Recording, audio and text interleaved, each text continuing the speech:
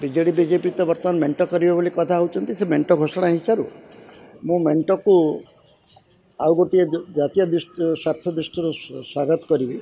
କାରଣ ମେଣ୍ଟ ହେଇଗଲେ ଅସଲ ବିରୋଧୀ ଦଳର ଆବିର୍ଭାବ ହେଇପାରିବ। ଗୋଟିଏ ଗଣତନ୍ତ୍ରରେ ଗୋଟିଏ ଶକ୍ତିଶାଳୀ ବିରୋଧୀ ଦଳ ଦରକାର। ବର୍ତ୍ତମାନ ଯେଉଁ ବିରୋଧୀ ଦଳ କହିଲେ ବିଜେପିକୁ ବୁଝାଉଛି ଏବଂ ସରକାରୀ ଦଳ ତ ବିଜେଡି ଅଛି, କିନ୍ତୁ ବିରୋଧୀ ଦଳ ହିସାବରେ ବିଜେପି କେତେ ବିରୋଧ କରୁଛି ଆପଣମାନେ ନିଜେ ଅନୁଭବ କରୁଥିବେ। ଏବଂ ସରକାରୀ ଦଳ ଏବଂ ବିରୋଧୀ ଦଳ ସହିତ କିଭଳି ଭାବରେ ସବୁ କଥାରେ ପରଦା ପଛରେ ଏକ ପରଦା ବାହାରେ ସଲା କୁସ୍ତି, ମୁଁ ଭାବୁଛି ଏଥିରୁ ଓଡ଼ିଶାବାସୀଙ୍କୁ ମୁକ୍ତି ମିଳିବ। ବିରୋଧୀ ଦଳ ଯିଏ ହେବ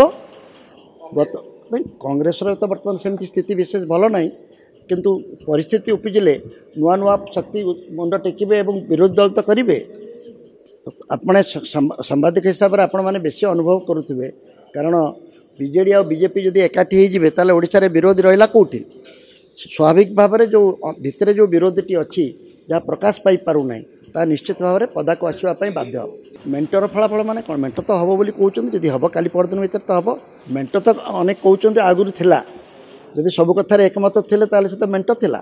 ରାଜ୍ୟର ବୃହତ୍ତର ସ୍ୱାର୍ଥ ଦୃଷ୍ଟିରୁ ମେଣ୍ଟ ସ୍ୱାଭାବିକ ବୋଲି ମୁଁ ଗ୍ରହଣ କରୁନି। କାହିଁ ବିଜେଡ଼ି ପାର୍ଟିର କ'ଣ ଅଭାବ ଅଛି ଯେ ସେ କାହିଁକି ସାହାଯ୍ୟ ଲୋଡ଼ୁଛି? ଆଉ ବିଜେପି ପାର୍ଟି ତ ସାରା ଭାରତ ରୁଲ୍ କରୁଛି, ଏମିତି କାହିଁକି ସବୁ ଦଳକୁ ଭାଙ୍ଗିବାକୁ ଚେଷ୍ଟା କରୁଛି?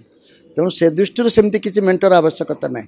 ଯଦି ସେମାନେ ମିଶି ଯାଉଛନ୍ତି ଭଲ, ଏମିତି ମିଶିକି ଥିଲେ ଆଗରୁ ଲିଭ୍ ଇନ୍ ରିଲେସନସିପ୍ ଥିଲା, ଏବେ ମ୍ୟାରେଜ୍ ରେଜିଷ୍ଟର୍ଡ ହେଇଯିବ, ଆଉ ଅସୁବିଧା କ'ଣ?